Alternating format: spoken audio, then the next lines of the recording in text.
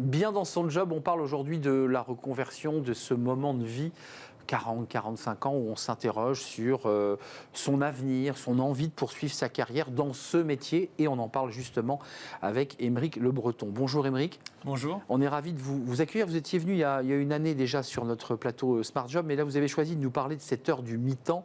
Vous qui êtes docteur en psychologie, avant de parler à l'entrepreneur, c'est quoi ce moment du mi-temps? C'est un moment de bascule? C'est un moment de quoi? D'introspection?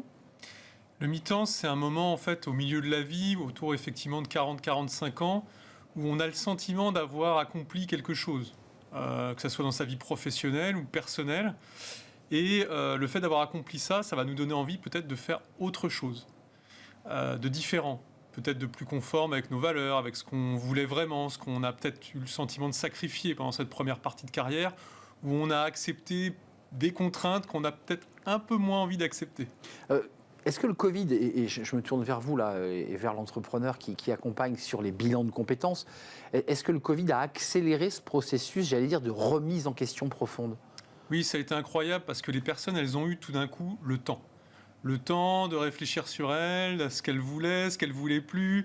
Et donc, c'est vrai qu'à un moment donné, cette pause, ce qu'on fait dans un bilan de compétences, finalement, on fait une sorte de pause dans sa carrière, mais là, on l'a eu, on avait un mois, 2 mois chez soi à penser, à réfléchir, et donc il y a eu forcément cette réflexion. Pour prendre le contre-pied et faire un effet miroir, il y a aussi des salariés qui regardent leur vie au mi-temps et qui se disent « mais j'ai rien fait, ma vie est vide et je dois accélérer parce que maintenant le chrono tourne ».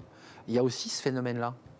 Il y a aussi ça. Alors effectivement, il peut y avoir un sentiment de ne pas avoir été à la hauteur de ses espérances, de ne pas avoir atteint les objectifs qu'on voulait. Mais en réalité, on n'a pas rien fait. En fait, on a acquis quand même des compétences, on a développé des talents. On ne le voit pas toujours, on n'en a pas toujours conscience, mais on a plein de choses en fait qu'on peut utiliser.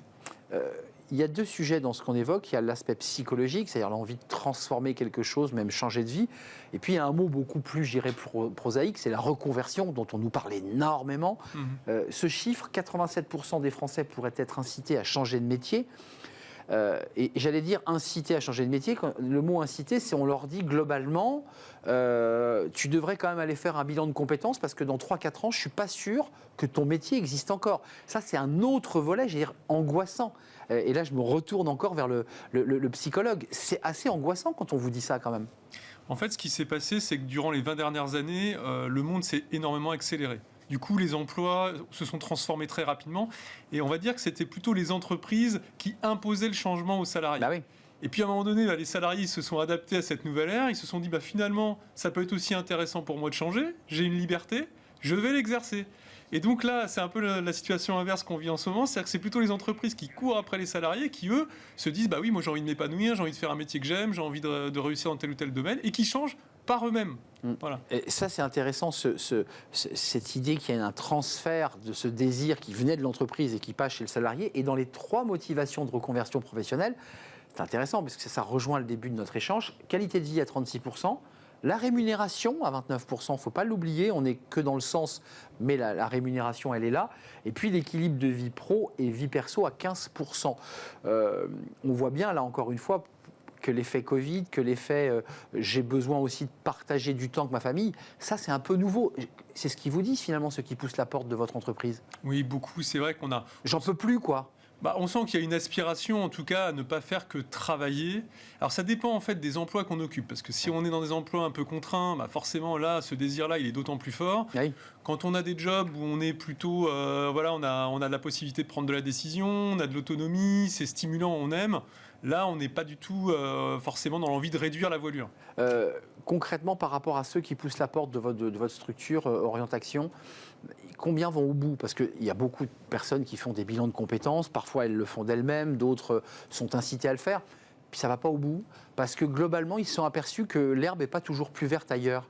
Il y a ce phénomène-là, il y a une espèce de fantasme de l'ailleurs, puis on se dit, après tout, ce que j'ai là devant moi n'est pas si mal.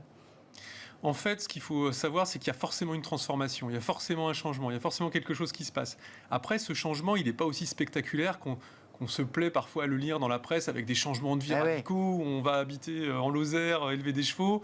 Non, les changements, c'est plus des ajustements. C'est voilà, je vais prendre un nouveau projet, je vais changer de poste en interne, je vais me créer une coactivité. Voilà, on est plutôt, nous, en tout cas chez Orientation, dans des transitions douces, et donc on est plutôt à inciter voilà, des ajustements plutôt que des transformations radicales. Ouais, des petits pas, pas le grand pas qu'on n'est pas sûr de faire, en fait. C'est un peu ça l'idée. Exactement. Il vaut mieux avancer par petits pas et transformer sa vie dans la durée, d'où l'intérêt quand même d'avoir un objectif de long terme, c'est-à-dire un objectif à 10 ans, et puis petit à petit on va s'en rapprocher, voilà, et c'est ça qui est intéressant, on se met en dynamique pour se rapprocher de cet objectif. Et puis rappelons aussi que le bilan de compétences, c'est souvent l'occasion de découvrir réellement qui on est, puisqu'on a accumulé des compétences tout au long de sa vie, ou une partie de sa vie, sans trop savoir qu'on les avait, et je trouve que ce qui est intéressant dans le bilan de compétences, c'est qu'il va venir révéler des choses qu'on n'avait pas forcément observées soi-même.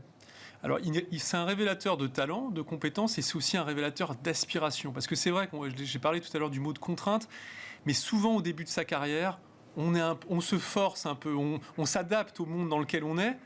Et le bilan de compétences, souvent, on découvre qui on est si on n'avait pas l'obligation de s'adapter. Ah ouais. Et donc, et là, ça nous donne un objectif vers quoi on peut aller pour être plus épanoui. C'est ça qui est intéressant. Et avant de nous quitter, la transformation, on a son bilan de compétences, on a finalement un peu sa photographie de soi-même, de ce que l'on est psychologiquement, dans ses appétences, dans son caractère, dans ses compétences. La transformation, vous avez des statistiques sur... on a fait le bilan, ça se transforme ou pas? C'est quoi la bascule? Il y a une personne sur deux, globalement, qui change de métier à l'issue d'un bilan de compétences. Et après, les autres, c'est des ajustements. On ajuste. On ne change pas forcément de métier, mais on va changer de service. On va prendre de nouveaux projets, faire une formation pour développer ses compétences. Donc, on est quand même dans la transformation, mais pas dans le changement radical. Mais voilà, à peu près une personne sur deux. Donc, une personne sur deux, en tout cas à travers vous et votre entreprise, change de métier et les autres transforment quelque chose quand même. Oui, tout à fait. Et en tout cas, elles ont pris conscience de qui elles étaient de manière peut-être plus précise et plus affinée.